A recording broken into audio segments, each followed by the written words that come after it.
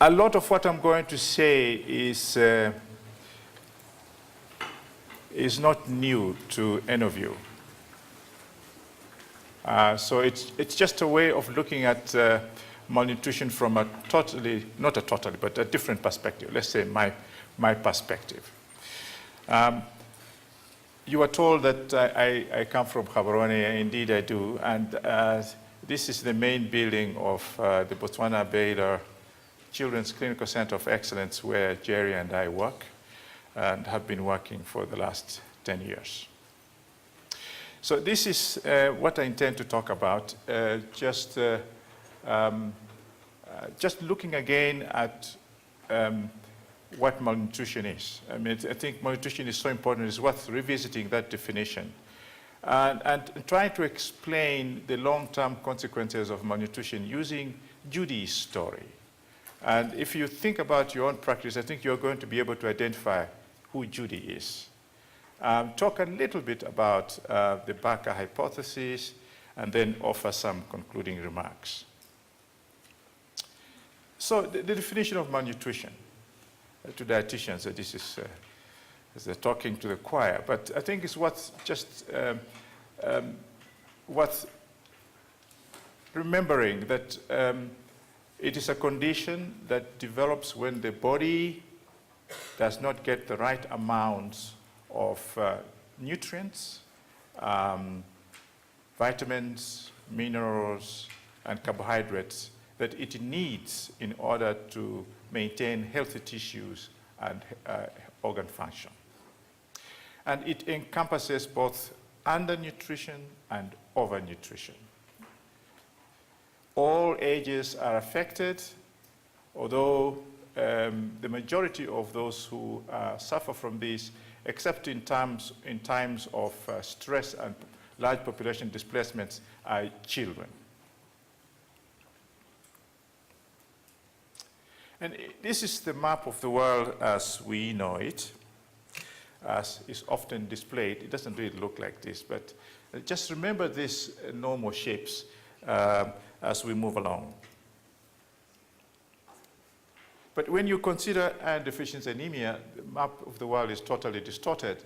And as you can see, iron deficiency anemia is essentially a problem for Asia, especially India, and Africa, although it affects every part of the world.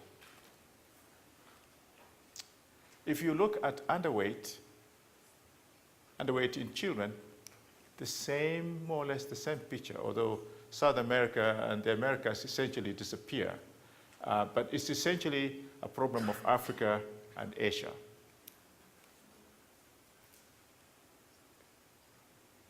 And so, if you look at the global prospects of diet and disease, the WHO estimated that by 2020, 2/3 of the world population will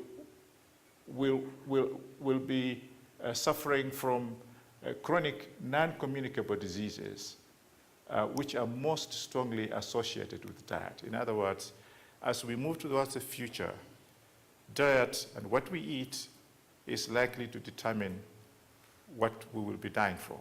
And that's going to be mostly non-communicable diseases. So what's the impact of malnutrition on people? Essentially, the impact varies according to severity and duration. It also depends on one stage of growth and development. So that in adults, malnutrition normally results from specific organ dysfunction, while in children, it affects their physical and mental growth. But in the fetus, it affects all cells all organs and all growth. In fact, it affects the whole body in its totality. So the impact of malnutrition, therefore, is most severe when it affects the fetus.